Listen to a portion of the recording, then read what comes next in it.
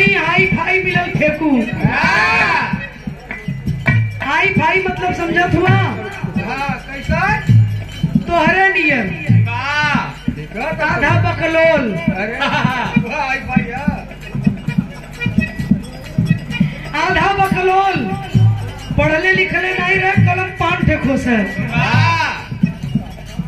मेहरारू बड़ी समझदार रहे। सखी सहेली कली का हो तो दुल्हा कैसा न हुआ? डलरू बजा के बाहर सुन वाला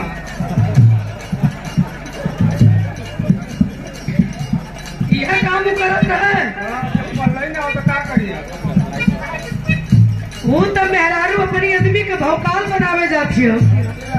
सहेली कलश की कारे हमार तो इंजीनियर दूसर की कलश की चुप हमार तो डॉक्टर हूँ। ओकर नंबर है बेचारी करे तो का कर कलम पान टे खोसबा पढ़ले को अच्छा ना है। ऐलन के सामने अगर बता दे तो हमार बेइज्जती हो जाई। भौकाल बनाओ के दुल्हा को